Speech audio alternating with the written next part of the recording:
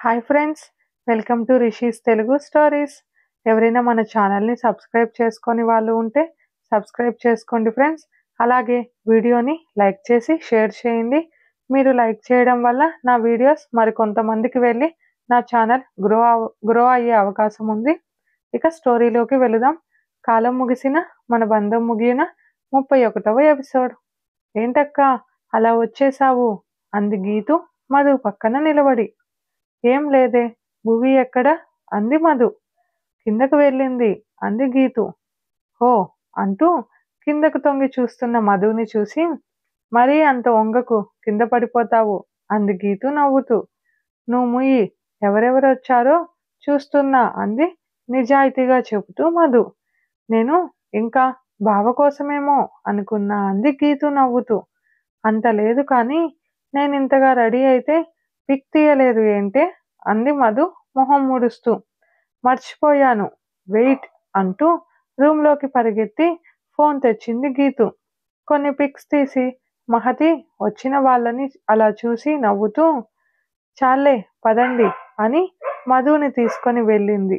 వెనక గీతు కూడా నార్మల్గా నడిచి వచ్చి జానకమ్మ పక్కన కూర్చొని అందరినీ చూస్తున్న మధుని చూసి అందరూ మొహాలు చూసుకున్నారు. అరే, దీనికి సిగ్గుపడడం రాదేమో అంది కావ్య. మెల్లిగా అనినా అది పక్కన ఉన్న అశోక్ వాళ్ళ చెవికి చేరింది. అసలు దానికి సిగ్గనే పదార్థం ఉంటే కదా అని మనసులో అనుకొని, తెలిసిన వాళ్ళ దగ్గర ఎందుకు సిగ్గుపడుతుంది అన్నాడు కిరణ్. అవన్నీ వింటున్న అశోక్, చిన్నపిల్ల, తనకు అవన్నీ తెలీదు అన్నాడు కష్టంగా చెబుతూ. మధుకి ఏం అర్థం కాక విచిత్రంగా చూస్తుంటే అది చూసిన మహతి తల కొట్టుకునింది. అవన్నీ ఎందుకులే తమ్ముడు, మన మధ్య మొహమాటాలు ఉండకూడదు అనింది కావేరి. మధు మాకేం కొత్త కాదు, ఇదంతా ఫార్మాలిటీకి అంతే అన్నాడు శేఖర్. మరి ఇంకేం, మిగిలిన విషయాలు మాట్లాడండి అని కావ్య అంటే జానకమ్మ చురుగ్గా చూసింది కావ్య వైపు. దాంతో తల పక్కకు తిప్పుకుంది కావ్య. చూడక్క, ఒక ఆడబిడ్డకి మేము పెట్టాల్సినవన్నీ పెడతాము, మీరు చెప్పండి అన్నాడు రాజేంద్ర. అదేంటిరా అలా అంటావు, అవన్నీ మేము అడిగామా? మీ కూతురు మీ ఇష్టం అంది కావేరి. తమ్ముడి కూతురు అని నువ్వు అడగకపోయినా రేపు ఈ మాట రాకూడదు.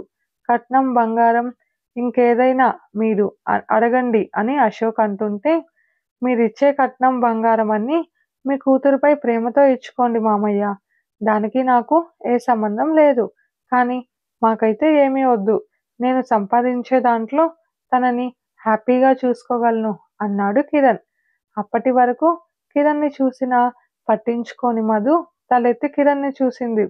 ఎప్పటిలా నార్మల్గా ఉన్న తనని చూసి చిన్న నవ్వు వచ్చినా పక్కన ఫుల్ మేకప్తో ఉన్న వాళ్ళ అక్కని చూడగానే ఆ నవ్వు మాయమైపోయింది.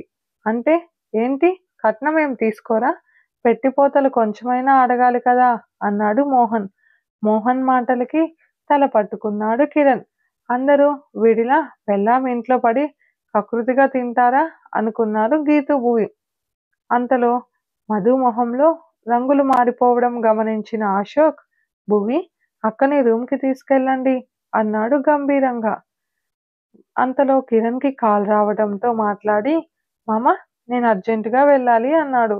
అమ్మాయితో ఏమన్నా అంటున్నా అశోక్ మాటలకి మెట్లపై ఆగిన మధుని చూసి, తర్వాత వచ్చి మాట్లాడుతా అని, మిగిలినవి మీరు మాట్లాడుకోండి అని ఒక అడుగు ముందుకు వేసి వెనక్కి తిరిగి, వాళ్ళు వీళ్ళు చెప్పడం కాదు, కట్నాలు, వస్తువులు ఇవేవి నాకు వద్దు, ఇవన్నీ నేను ఇంట్లో ఆల్రెడీ చెప్పాను, ఇక్కడ ముహూర్తం గురించి మాత్రమే మాట్లాడండి అంటూ షార్పుగా కావ్యని చూసి వెళ్ళిపోయాడు కిరణ్. అన్నీ మాట్లాడుకొని వచ్చే నెల నిశ్చితార్థం, 3 నెలల తర్వాత పెళ్లి డేట్ ఫిక్స్ చేసుకున్నారు. నిశ్చితార్థం ఇక్కడే దగ్గర బంధువులను పిలిచి చేద్దాం అని జానకమ్మ అనడంతో ఎవరు ఇంకేం మాట్లాడలేదు. డే టైం వర్క్తో సరిపోగా నైట్ టైం మధుతో మాట్లాడలేక సైలెంట్ అయిపోయాడు కిరణ్. మధుకి కిరణ్తో మాట్లాడాలని ఉన్నా అతని వర్క్ డిస్టర్బ్ చేయడం ఇష్టం లేక మౌనంగా ఉండిపోయింది. షాపింగ్కి కూడా వెళ్ళలేదు మధు. చూస్తుండగానే నిశ్చితార్థం జరిగే రోజు వచ్చేసింది. గీతు భువి అయితే ఫుల్ హ్యాపీతో హుషారుగా తిరిగేస్తున్నారు. మధు ఎప్పటిలా రెడీ అయ్యి సిగ్గు పదార్థం లేనందున నార్మల్గా ఉంది. ఇల్లంతా డెకరేషన్ చేసేశారు. చుట్టాలు వచ్చేశారు. మరో పక్క తనని తీసుకువెళ్ళి అందరి మధ్యలో కూర్చోబెట్టారు. ముందుగా సాంప్రదాయ ప్రకారం కిరణ్ అమ్మా నాన్న, మధు అమ్మా నాన్న తాంబూలాలు మార్చుకున్నారు. పంతులు గారు లగ్న పత్రిక చదివారు. మరో 2 నెలల్లో పెళ్లి. అవన్నీ అయ్యాక ఇందరిని నిల్చోబెట్టి రింగ్స్ మార్చుకోమన్నారు. తన కుటుంబాన్ని చూసింది మధు. అందరూ నవ్వుతూ తననే చూస్తుండడంతో హ్యాపీగా నవ్వుతూ కిరణ్ చేతికి రింగ్ పెట్టింది. మధు చేతికి రింగ్ పెట్టి ఇప్పటికి హాఫ్ వైఫ్ అన్నాడు కిరణ్ నవ్వుతూ. ఆ మాటతో మధు నవ్వుతూ నిమిషం పాటు కిరణ్ని చూసి చూపు తిప్పేసింది. అందరూ ఫొటోస్ తీసుకొని లంచ్ అంతా కేటరింగ్ తెప్పివ్వడంతో తినడానికి వెళ్ళారు. ఇంట్లో బంధువులు ఉండడంతో ఫుడ్ తీసుకొని రూమ్కి వెళ్ళారు మధు వాళ్ళు. ఈ చీరతో నా వల్ల కాదే అంటూ బెడ్పై కూర్చొని ముచ్చట్లు పెట్టుకున్న మధు రూమ్ ఎంట్రన్స్లో ఫుడ్ ప్లేట్తో నిలబడి ఉన్న కిరణ్ని చూడగానే మౌనం పాటించింది. ఏంటి ఆపేశావు అంటూ తలెత్తిన భువికి డోర్ దగ్గర ఉన్న కిరణ్ని చూడగానే నవ్వుతూ రా బావా అని పైకి లేచింది. ఇవేమీ పట్టించుకోకుండా ఆకలిగా ఉండడంతో తన ప్లేట్లో ఫుడ్ ఖాళీ చేసే పనిలో పడింది మధు. కూర్చో భువి, తినండి అంటూ గీతు పక్కన ఉన్న చైర్లో కూర్చున్నాడు కిరణ్. తన ప్లేట్లో ఫుడ్ని వేస్ట్ చేయకుండా నీట్గా తినేసిన మధుని చూసి హ్యాండ్ వాష్కి వెళ్ళాడు కిరణ్. భువి ప్లేట్స్ పెట్టేసి వస్తాను అంటూ వెళ్ళిపోతే మధు హ్యాండ్ వాష్ చేసుకొని స్వీట్ తెస్తాను అని వెళుతున్న గీతుని ఆపి నాకు బూందీ లడ్డు అంది మధు. మధుని ఒకసారి చూసి తల కొట్టుకొని వెళ్ళిపోయింది గీతు. 5 నిమిషాలైనా కిరణ్ వెళ్ళకపోవడంతో తనే వెళుదామని పైకి లేచి 2 అడుగులు వేసిన మధు నీతో మాట్లాడడం కోసమే వచ్చాను అన్న కిరణ్ మాటలకి ఆగి వెనక్కి తిరిగింది నార్మల్గా. అంతవరకు ఆ రూమ్లో ఉన్న వాళ్ళ ఫొటోస్ చూస్తున్న కిరణ్ మధు వెళ్ళడం చూసి మాట్లాడాడు.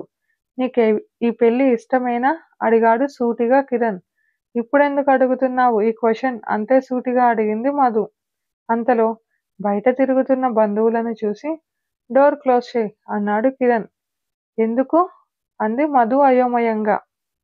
మన మాటలు 3వ వ్యక్తి వినడం నాకు ఇష్టం లేదు అని కిరణ్ అనడంతో 2 నిమిషాల తర్వాత డోర్ క్లోజ్ చేసింది మధు. తను అసలు ఊహించలేదు ఇలాంటి సిచ్యువేషన్ని. తన రూమ్లో తన వాళ్ళు కాకుండా ఇంకో వ్యక్తి ఉండడం ఇదే మొదటిసారి. మన అంటున్న కిరణ్ మాటలు కొత్తగా వినిపిస్తున్నా తన కుటుంబం కాకుండా తనని సొంతంలా హక్కులా వినిపిస్తుంటాయి కిరణ్ మాటలు. ఇప్పుడే కాదు, కలిసినప్పుడంతా కూడా. ఆ టైంలో తను దానిని డిఫైన్ చేయాలనుకోలేదు. కానీ ఇప్పుడు ఖచ్చితంగా తన మనసు ఆ పదాన్ని ఆపకుండా గుర్తు చేస్తోంది. ఎందుకు చేయదు? ఆల్రెడీ సగం హక్కుగా సొంతమైపోయింది. ఇంకో 2 నెలల్లో తనపై పూర్తి హక్కు కిరణ్కి వెళ్ళిపోతుంది. కానీ ఇవన్నీ బయటకు చూపివ్వకుండా ఎప్పటిలా మనసులోనే దాచేస్తూ నార్మల్గా ఉంది మధు. నాకు ఇష్టం లేకుండా ఇంత దూరం వస్తుందా అంది మధు. హా, నాకు తెలుసు. బట్ నువ్వు నాతో ఉండే బిహేవియర్ ఏదో మూల చిన్నగా డౌట్ అనిపించింది అంతే. అడిగేశా అన్నాడు కిరణ్. ఓ, మరి ఈ పెళ్ళి ఇష్టమేనా అంది మధు. అఫ్కోర్స్ ఇష్టం లేకపోతే నేను చెప్పగలను అన్నాడు కిరణ్. అలా ఏం కాదు, నా గురించి తెలుసు కదా, నేను టోటలీ నీకు ఆపోజిట్ అని. ఎలా ఒప్పుకున్నావు? నీ జాబ్కి నీ తెలివికి చాలా మెచ్యూర్డ్ అమ్మాయి ఒక పొజిషన్లో ఉండే వాళ్ళని చేసుకోవచ్చు. నా గురించి చెప్పడం లేదు. నన్ను చేసుకున్నాక రేపు నువ్వే ఏడుస్తావు ఎందుకు చేసుకున్నానా అని. అదేదో కొంచెం ఆలోచించు, ఇప్పటికీ టైం ఉంది నీకు అంది మధు కిరణ్ని చూస్తూ. కిరణ్ తన కోపాన్ని దాస్తూ నాకు చాలా కోపం ఎక్కువ మధు. మొదటిసారి కోపాన్ని కంట్రోల్ చేయడం. బట్ ఇదే రిపీట్ అయితే ఖచ్చితంగా తెలుసుకుంటావు నా కోపాన్ని. ఎందుకంటే జీవితాంతం భరించాలి కదా. సరే, ఏదో తెలుసు ఆపోజిట్ భరించలేను ఇన్ని చెబుతున్నావు. ఎందుకో ఒక 2 కారణాలు చెప్పు అన్నాడు కిరణ్ సూటిగా మధుని చూస్తూ.